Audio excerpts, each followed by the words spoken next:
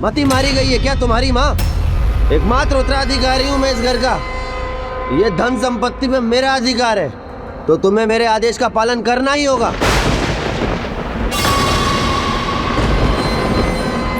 ये वृद्धा अभी भी पत्थर की मूर्त बनी खड़ी है।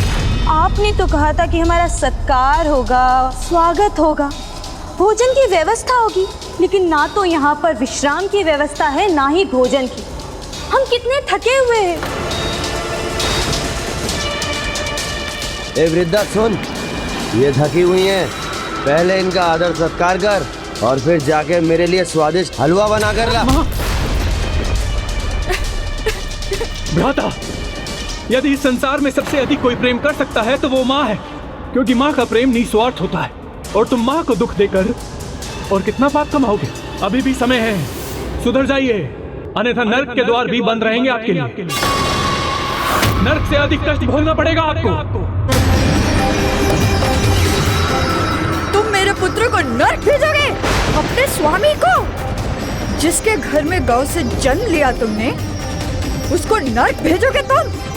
यदि तुमने मेरे पुत्र धुंधकारी के बारे में कुछ भी और भला बुरा कहा तो मुझसे बुरा कोई नहीं होगा।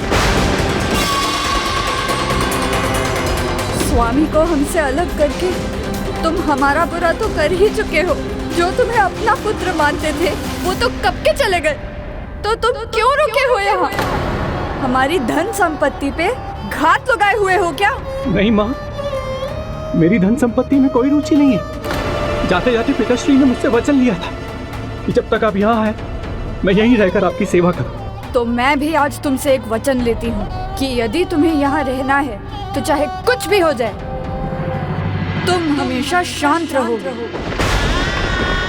मेरे और मेरे पुत्र के बीच में आने का प्रयास नहीं करोगे, भले ही वो कुछ भी करे।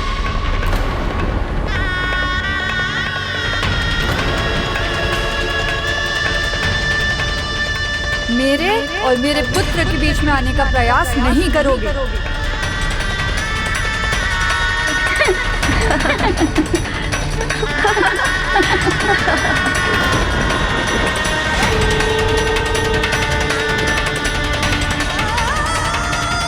उस दिन एक ओर जहाँ धुंधली विवश थी और अपने विनाश का स्वागत स्वयं अपने हाथों से कर रही थी, वहीं दूसरी ओर गोकर्ण अपने माता पिता के वचन से बंधा था।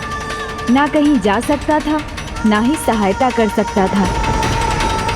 चलो तुम लोग, चलो आओ। किंतु जिसकी प्रवृत्ति धर्म कर्म में हो वो उससे कभी नहीं दिखता। तो गोकर्ण भी उस दुखद वातावरण में भी धार्मिक पुस्तकों और ग्रंथों का अध्ययन करता रहा।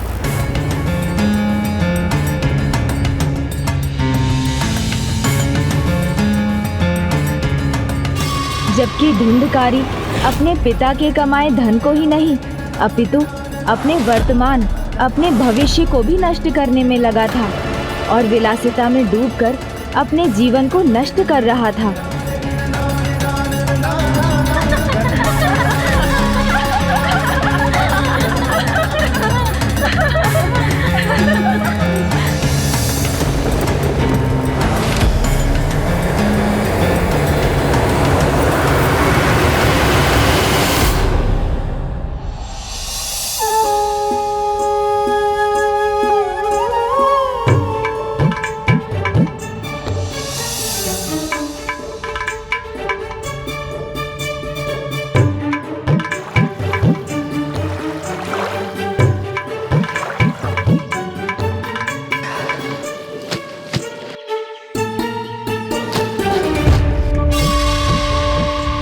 ये और वस्त्र, इन्हें भी धोना है तुम्हें।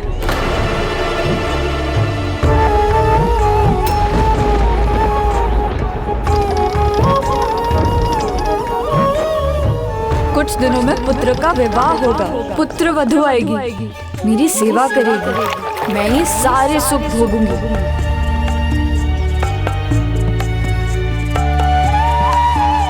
माँ ने वचन से क्यों बांध दिया मुझे? उनकी सहायता कैसे करूं?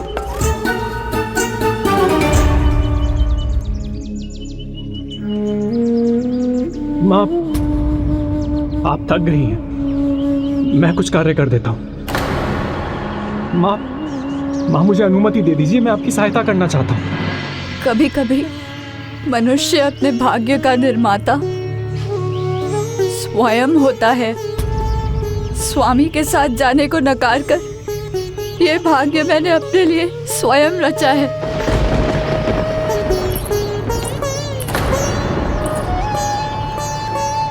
वृद्धा, वस्त्र धुले नहीं अभी तक, तो फल कब लाओगी?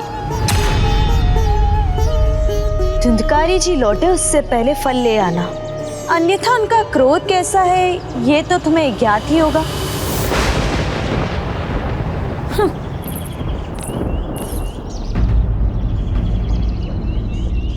माँ, मुझे धन संपत्ति में कोई रुचि नहीं है। मैं केवल पिताश्री की आज्ञा का पालन कर रहा हूँ।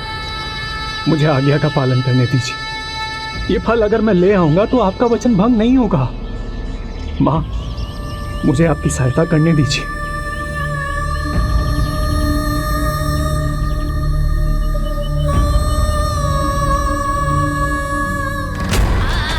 यदि मैंने वो फल खाया होता तो आज ये मेरा पुत्र होता।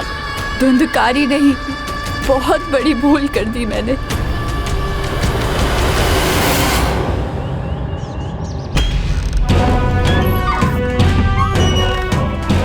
लीजिए स्वामी, मदिरा लीजिए।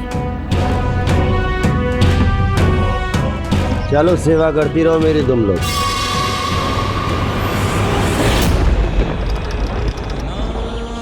जो हो रहा है उसमें दोष किसका है? मेरा ही ना। मैंने ही अपने स्वामी को झूठ बोला तो उसका दंड तो मिलेगा ही। अब हमें भी शीघ्र संतान की प्राप्ति होगी।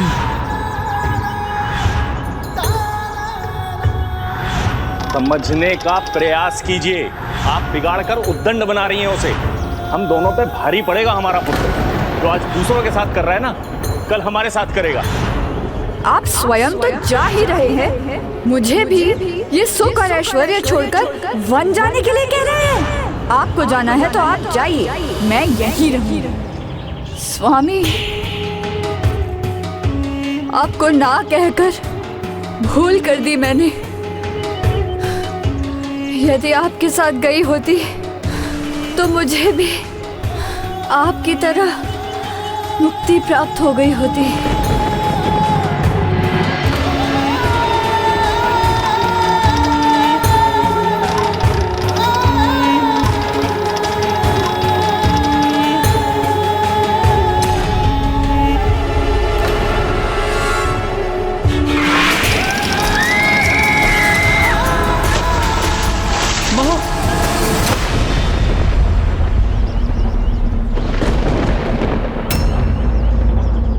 अरे वृद्धा ही होगी, तुम लोग व्यर्थ ही चिंता कर रहे हो। फिसल गई होगी, उठ जाएगी। चलो तुम सब मेरी सेवा करो। इस प्रकार अपने ही पुत्र के तिरस्कार से पीड़ित धुंधली के जीवन का भी अंत हुआ और अब गोकर्ण उस अधर्म के अंधकार से बाहर निकलने के लिए मुक्त था। किंतु एक अंतिम बार उसने अपने भाई को धर्म का प्रकाश दिखाने का प्रयास करने का विचार किया।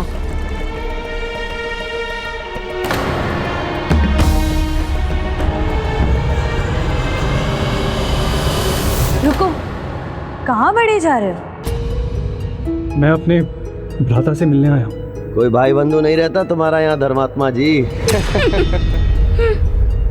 आप माने या ना माने, किंतु आप मेरे बड़े भाई हैं और मैं नहीं देख सकता कि आपका कर्म, आपका भाग्य आपको नरकलोक की अग्नि में जलने पर विवश करते या उससे भी बुरा आपको पिशाच योनि में अनंत काल तक कष्ट भोगने पर विवश करते। इसीलिए आज एक अंतिम प्रयास करने आया हूं, आपको धर्म पथ पर ले जाने का। मुझे कोई उपदेश नहीं सुनना है। दुर्भाग्य तुम्हारा है कि मेरे पास उपदेश सुनने का समय ही नहीं है, और वैसे भी अब माता पिता तो रहे नहीं, तो तुम्हारा यहाँ क्या काम? चलो जाओ यहाँ से। भ्राता, मैं तो केवल प्रयास कर रहा था आपकी सहायता करने का। प्यासे को कुएं के पास ले जा सकते हैं, किंतु जल तो स्वयं ही ग्रहण करना होता है। अब यदि आपने चुनाव कर ही लिया तो मैं विवश हूं। कहते हैं घर एक मंदिर होता है, किंतु ये तभी होता है जब उसमें रहने वाले धार्मिक और संस्कारी होते हैं। किंतु अधर्म और कुसंस्कार उसी घर को शमशान बना देते हैं। गोकर्ण को बाहर कर उसने धर्म और संस्कार की प्रेरणा का भी अंत कर दिया था। अब घर धर्म की नहीं, अधर्म की पहचान बन गया था। फिर समय बीतता गया। अब एक ओर गोकर्ण ज्ञान और तप अर्जित कर रहा था, तो दूसरी ओर बुरी संगति के प्रभाव में पड़ा धुंधकारी अपना सब कुछ खो चुका था। मदिरा चाहिए मुझे। मदिरा कहाँ है? नहीं है मदिरा, समाप्त हो गई।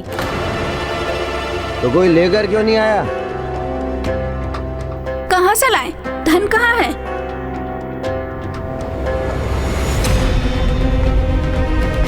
तो वो आभूषण तो दिए थे ना। वो हमारे आभूषण हैं, तुम्हारी मदिरा के लिए नहीं मिलेंगे। हमारी सेवा करने के लिए पहले तुम्हारी वृद्धा माँ थी।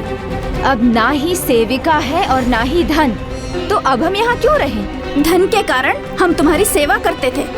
क्यों ना जाए हम उसके पास जो हमारे ऊपर धन व्यय कर सके? हाँ हाँ, क्यों ना जाए हम उनके पास? हाँ हाँ, नहीं नहीं नहीं, मत जाओ मत जाओ। तुम सभी चली गई तो मैं यहाँ कैसे रहूँगा? तुम्हें धन चाहिए ना, मैं ला कर दूंगा तुम्हें धन। मैं सेवा भी करूंगा तुम्हारी, तुम्हारे पैर दबाऊंगा, मैं पैर दबाऊंगा तुम्हारे, वस्त्र धोऊंगा, वस्त्र भी धोऊंगा मैं तुम्हारे, पकवान पकवान बनाऊंगा, पकवान बनाऊंगा तुम्हारे लिए। वो सब तो ठीक है, किंतु धन का क्या करें? धन लाऊंगा ना, अवश्य लाऊंगा धन। तुम लोग यहाँ मेरी प्रतीक्षा करो, और अगर मैं शीघ्र नहीं लौटा तो मैं तुम लोगों को रुकने के लिए नहीं बोलूंगा, पर तुम लोग यहीं मेरी प्रतीक्षा करो, मैं शीघ्र लौट कर आता हूँ।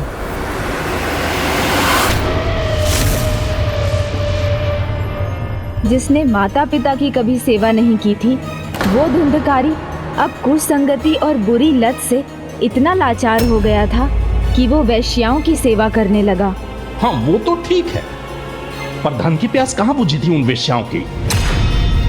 वो धन कहाँ से लाने वाला था धुंधकारी? हर कर्म का अपना परिणाम होता है। अनुचित मार्ग पर चलने वाले ये भूल जाते हैं, बुरे कर्म ही करते जाते हैं, और वही तो धुंधकारी करने जा रहा था।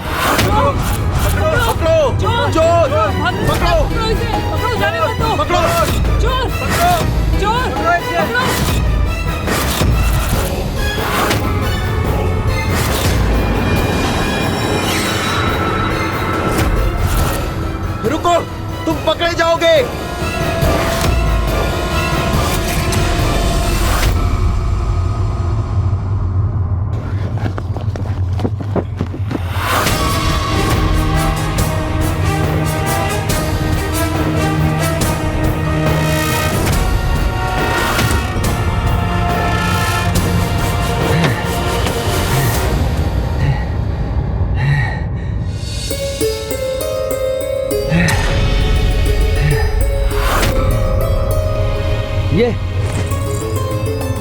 ये देखो, यही चाहिए था ना तुम्हें? तुम लोग जा रही थी, ये धन आभूषण ये नहीं चाहिए तुम्हें?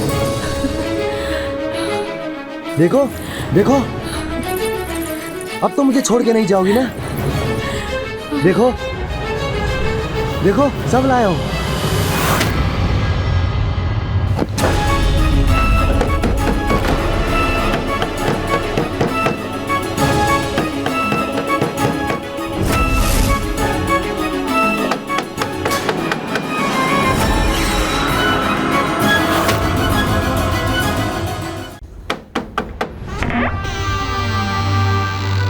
जी कहिए।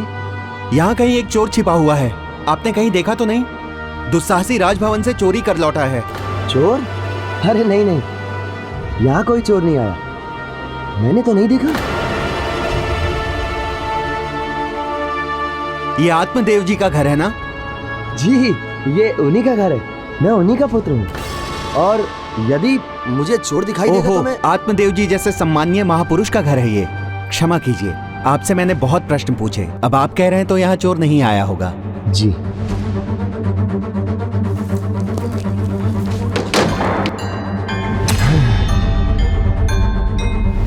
राजा के यहाँ से चोरी की है तुमने? तुम सबको धन चाहिए था ना, तो धन तो मैं ले आया। अब फिर वो धन मैं कहाँ से लाया, इससे क्या अंतर पड़ता है? जाओ उत्सव की तैयारी करो और बढ़िया भोज बनाओ। जाओ। अरे ऐसे क्या देख रही हो? माँ के समान स्वादिष्ट हलवा बना के लाओ। जाओ।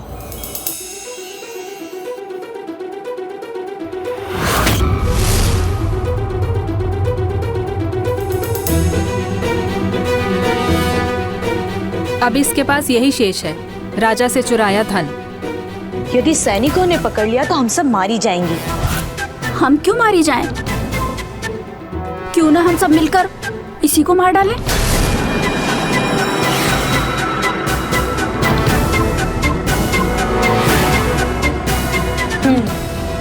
यही उचित रहेगा।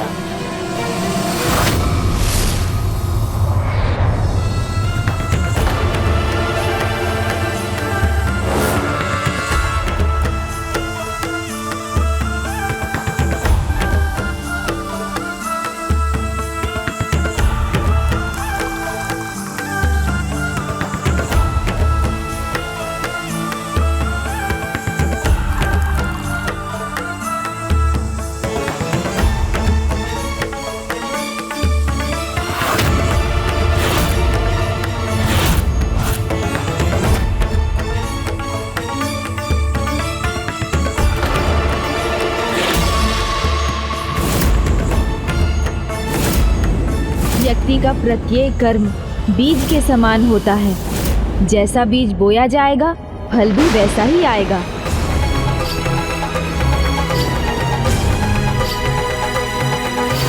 भ्राता!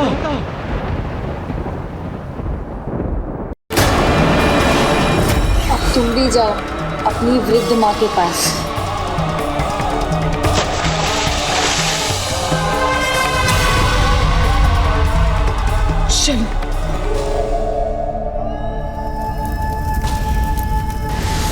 ये दुर्भाग्यपूर्ण अवश्य था, किंतु अधर्मी धुंधकारी का अभी पूर्ण रूप से अंत नहीं हुआ था। किंतु उसकी तो मृत्यु हो गई थी ना? मृत्यु हुई थी, किंतु मुक्ति नहीं मिली थी। गोकर्ण को अपने भ्राता की मृत्यु का आभास होने पर जब सच्चाई ज्ञात हुई, तो उसने भाई का धर्म निभाया और विधि पूर्वक गया में उसका पिंडदान किया।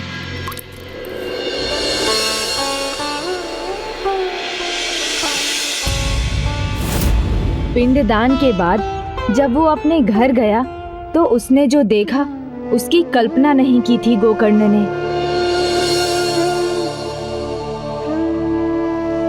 विचित्र बात है, इतना जीर्ण शीर्ण हो गया हमारा घर, फिर भी लगता है जैसे घर मुझे बुला रहा है।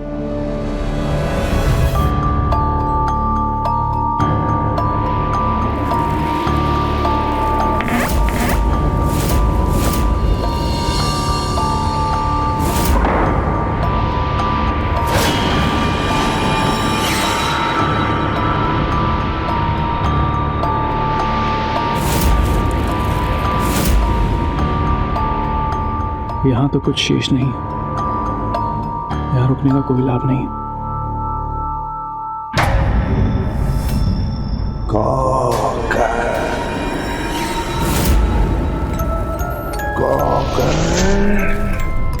ये शैया एकाएक नवीन कैसे हो गई, जबकि पूरा घर जला हुआ है?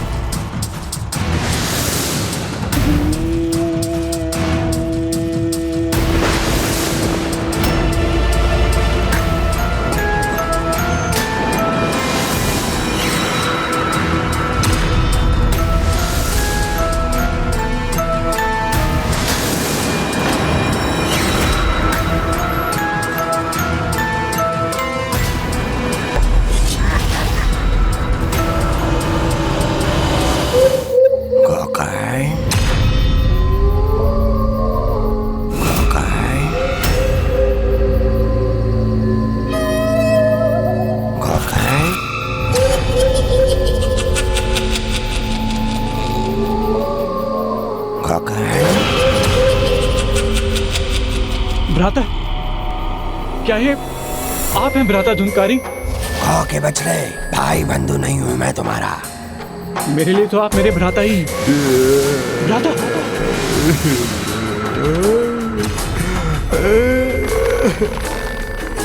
हाँ, मैं ही हूँ तुम्हारा अधर्मी भाई।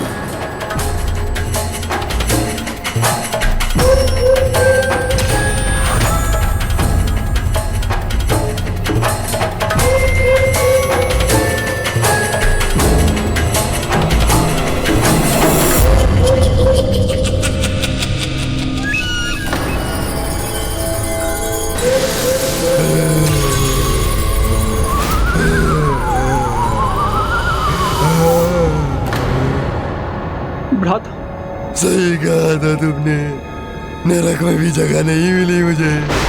जब से मेरी मृत्यु हुई है तब से यहीं इसी कक्ष में बंदी हूँ मैं। किंतु भ्राता, मैंने तो पावन स्थल गया जाकर विधि विधान से तुम्हारी मुक्ति के लिए पिंडदान भी किया था। फिर भी कदाचित मैं इसी के योग्य हूँ। प्रतिफल मेरे को करो मेरे सामने आते हैं। प्रतिफल वही जीवन जीता जा रहा हूँ, और चाह के भी इससे मुक्ति नहीं मिल पा रही है। तुम्हें स्मरण है, तुम मेरी सहायता करना चाहते थे। भ्राता, मैं तो केवल प्रयास कर रहा था आपकी सहायता करने का। यदि आपने चुनाव कर ही लिया है तो मैं विवश हूँ। मुझे क्षमा कर दो और मुझे इस प्रेत योनि से मुक्ति दिलाओ। सहायता करो मेरी, सहायता करो। भ्राता, प्रायश्चित ही मुक्ति का पहला पग है। अब आप प्रायश्चित कर रहे हैं तो मैं अवश्य ही आपकी सहायता करूंगा। कैसे की गोकर्ण ने अपने भ्राता की सहायता?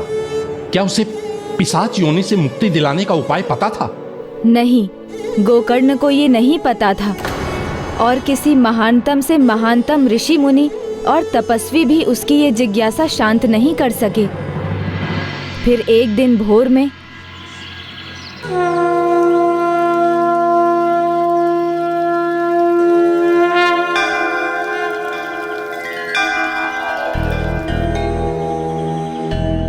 हे सूर्यदेव, आप और चंद्रदेव तो ईश्वर की आंखें, पाप पुण्य सबके साक्षी हैं। अब आप ही मुझे मार्ग दिखाइए, जिससे मैं अपने भ्राता धुंधकारी को पिशाच योनि से मुक्ति दिला सकूं।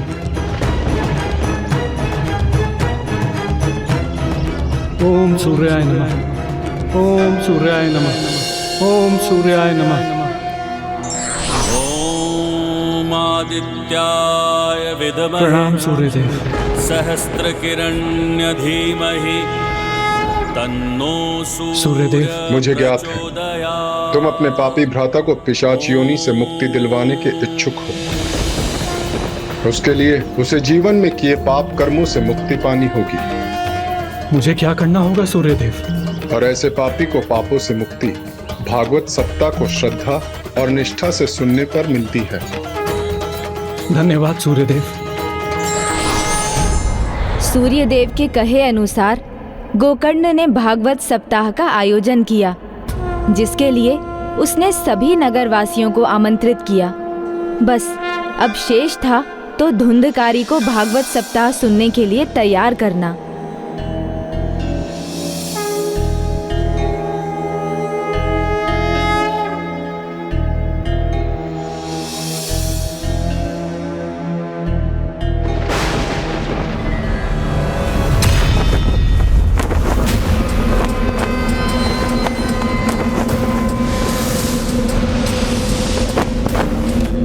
क्या कर रहे हैं आप?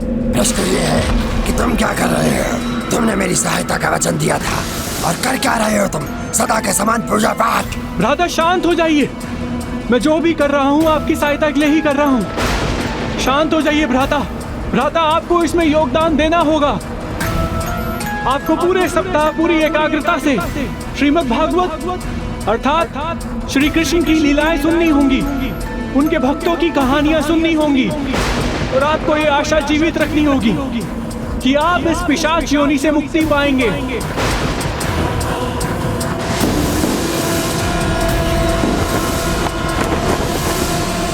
लेकिन मैं पिशाच हूँ, एकाग्र चित्त कैसे रह सकता हूँ? एकाग्रता पिशाचों के स्वभाव में नहीं है। भ्राता, अपने इस पिशाच रूप पर विजय पाकर अपने भीतर के भक्त को जगाना होगा, क्योंकि भक्ति की शक्ति सर्वोच्च होती है। करना तो मैं भी यही चाहता हूँ, लेकिन एक पिशाच होके मैं एक स्थान पे कैसे टिक सकता हूँ? भ्राता, आप इस 7 गांठ वाले बांस में जाकर बैठ जाइए। इससे आपको एक स्थान पर टिकने में सहायता मिलेगी।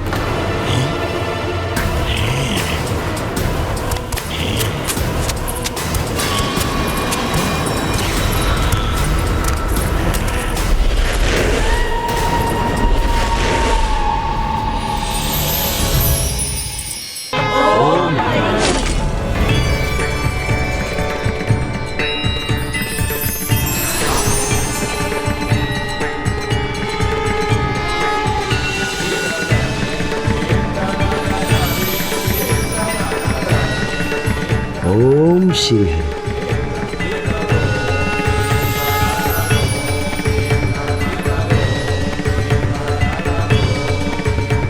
भ्राता, हम आपको वैकुंठ ले जाने आए हैं।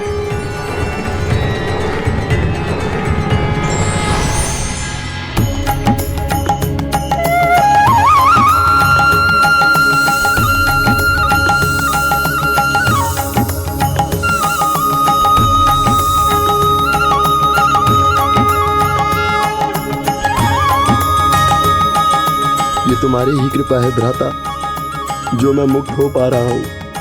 हरि ओम हरि। नहीं भ्राता, ये मेरी कृपा से नहीं, ये प्रेत पीड़ा नाश करने वाली श्रीमद् भागवत की कथा और श्री कृष्ण के भक्तों की कहानियां सुनने से आपको मुक्ति मिली है। धन्यवाद भ्राता। जिस प्रकार नदी की पावन जलधारा अपने स्वच्छ जल के प्रभाव से सभी प्रकार के मैल को बहाकर नष्ट कर देती है, उसी प्रकार श्रीमद् भागवत की कथाओं की धारा बहती है तो उन कथाओं का श्रवण करने वाले भक्तों के मन वचन कर्म से जाने अनजाने में किए सभी पाप नष्ट हो जाते हैं। भक्त गोकर्ण ने अपने भ्राता को मुक्ति दिलाकर ये प्रमाणित कर दिया।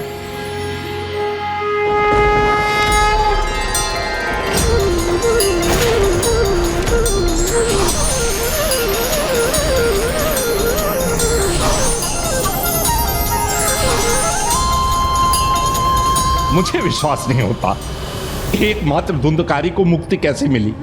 उन सभी भागवत कथा सुनने वाले को क्यों नहीं?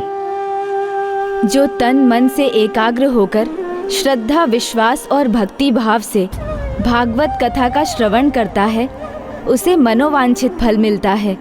और वहाँ ऐसा केवल धुंधकारी ने ही किया। पिशाची मनोवृत्ति होते हुए भी धुंधकारी ने स्वयं को 7 दिनों तक ईश्वर भक्ति में डुबोए रखा। 7 दिनों तक उसने ना किसी को परेशान किया और ना ही कुछ खाया पिया, एक प्रकार से व्रत रखकर, और सब कुछ भुलाकर प्रभु भक्ति में रम गया। इसीलिए उसे मनोनुकूल फल की प्राप्ति हुई। जो भक्त निस्वार्थ भाव और पवित्र मन से भक्ति में लीन हो जाते हैं, उनकी भक्ति स्वयं ईश्वर से भी बड़ी हो जाती है और वो मुक्ति पाकर ईश्वर में समाहित हो जाते हैं। इसी प्रकार आपको भी एकाग्रता से इन भक्तों की कथाएं सुननी हैं।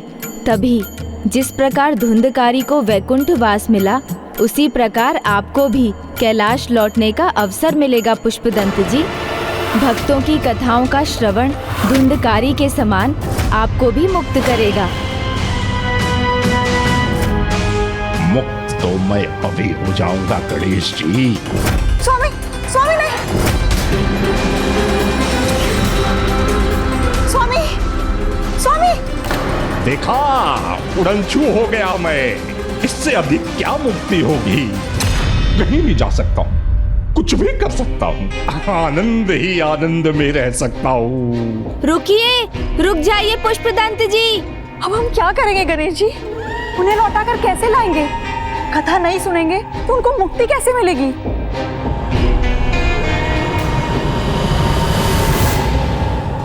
चिंता मत कीजिए मौसी, इस कठिनाई का भी कोई हल अवश्य होगा। वो अभी बहुत दूर नहीं गए होंगे।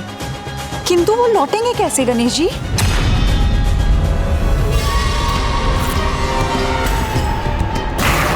एक बार देख तो लूं, कहीं गणेश जी मेरा पीछा तो नहीं कर रहे? गणेश जी, वो धुंधकार ही होगा जो भगवत की भक्त कथाओं से बदल गया, किंतु मैं वो पिशाच नहीं। मुझे आनंद आ रहा है इस योनि में, इसलिए मुझ पर इन कथाओं का कोई प्रभाव नहीं होगा। मैं पिशाच था और पिशाच ही रहूंगा, लौटने वाला नहीं हूँ। क्या गोकर्ण की कथा का उन पर कोई प्रभाव नहीं पड़ा? कभी कभी किसी बात का प्रभाव स्वयं नहीं समझ आता, अपितु अन्य किसी को समझाना होता है, जो अब मेरा दायित्व है। आप यहीं रुकिए, मैं उन्हें लेकर आता हूँ।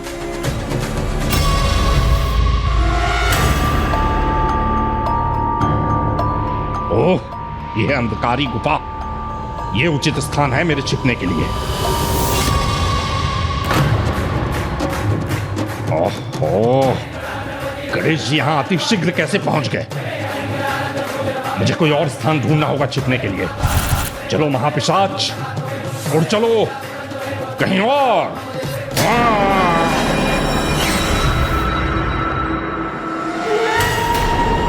ये उचित स्थान है।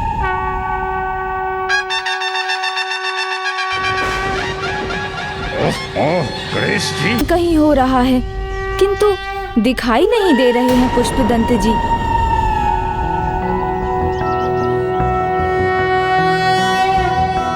प्रणम्यं शिरसा देव गौरी पुत्रं विनायकं भक्तावासं स्मर नित्यं आयुर्दां। यहाँ भी नहीं। प्रथमं वक्रतुंडं च है यहीं कहीं, फिर भी मुझे चकमा दे रहे हैं वो। तो फिर मुझे भी एक बार पुनः गणेश से गजानन बन जाना चाहिए।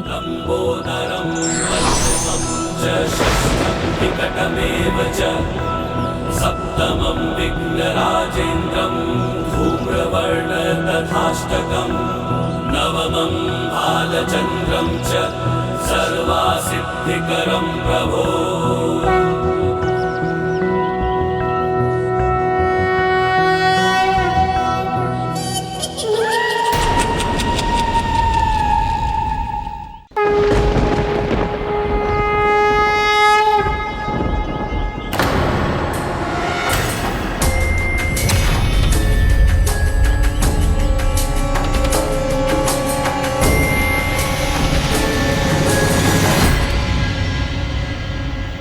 स्वामी, भोजन कीजिए। आपने 3 दिनों से अन्न का एक दाना भी नहीं खाया है। अगर आप कुछ नहीं खाएंगे तो आप स्वस्थ कैसे रहेंगे? मुझसे नहीं खाया जाएगा।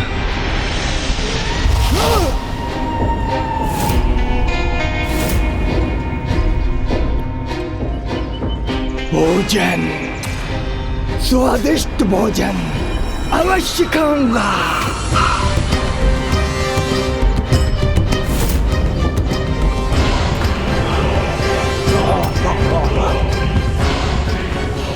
स्वामी, आप खाना चाहते तो अच्छी बात है, ये लीजिए।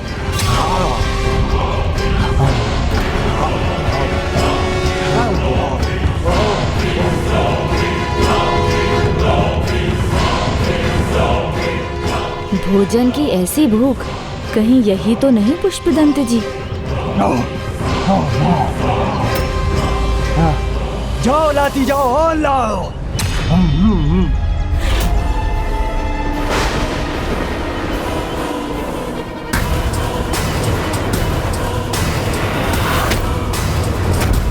और लाओ, बहुत भूख लगी है, लाती जाओ जाओ। किंतु स्वामी, अब तो सारा भोजन समाप्त हो गया है। इनके पात्रों में तो भोजन है ना, ये खाऊंगा।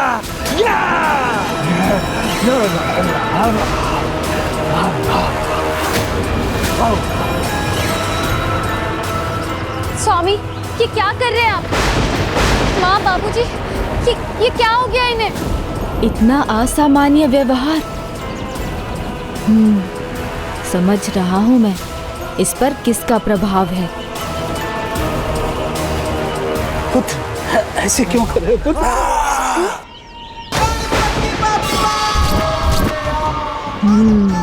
उचित ही समझा था मैंने। और भोजन लाओ। भोजन, भोजन, कहाँ है भोजन? ये स्थान ढूंढा है पुष्पदंत जी ने छिपने का। कहाँ है भोजन? और भोजन फल ले लो, ताजे ताजे बढ़िया फल।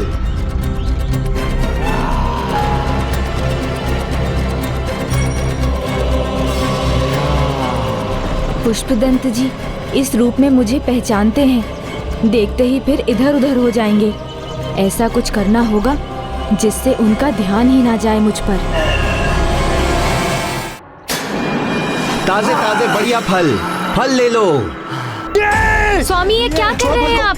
छोड़िए उन्हें। छोड़ो। फल दो।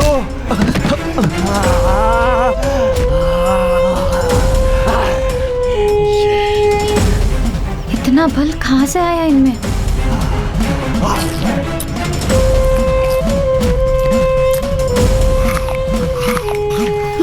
माँ, पिताजी, इन्हें रोकिए ना, देखिए क्या कर रहे हैं। दूध। अरे आप सब क्या देख रहे हैं? रोकिए ना इन्हें।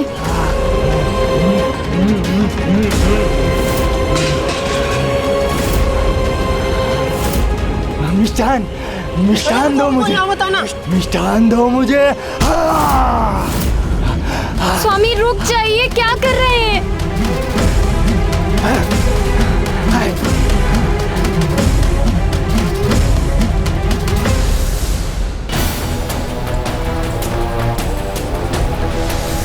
इनका व्यवहार तो मेरे एक परम भक्त जैसा है। मैं समझ गया कि कैसे इन्हें ठीक करना है। आप अवश्य कोई दिव्य पुरुष हैं। हे धर्मात्मा जी, मेरे पति पर जिस भी दुरात्मा का प्रभाव है उससे उन्हें मुक्त कीजिए, मेरी सहायता कीजिए।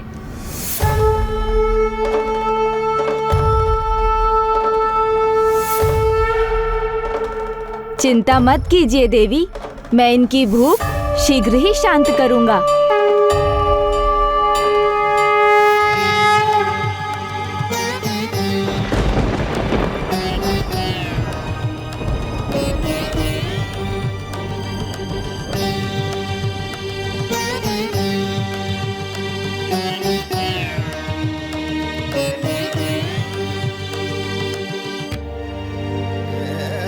बस उन्हें ये दे दीजिए। इन्हें खाते ही उनकी भूख भी मिट जाएगी और उनका भोजन भी पच जाएगा। धन्यवाद।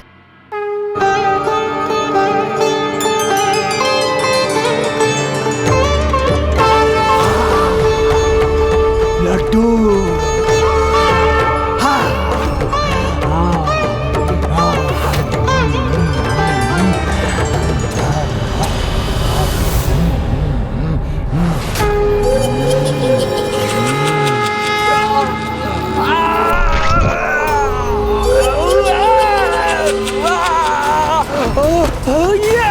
स्वामी,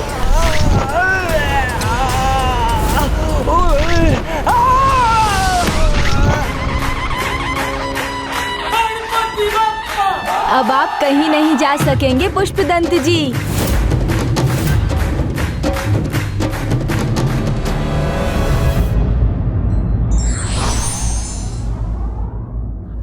व्यक्ति का उसके स्वभाव के विपरीत आचरण उसके प्रति शंका को जन्म देता है। विघ्नहर्ता श्री गणेश के अद्भुत शक्तियों से भरे वीडियोस देखने के लिए चैनल को सब्सक्राइब करना न भूलें और साथ ही बेल आइकॉन भी दबाएं।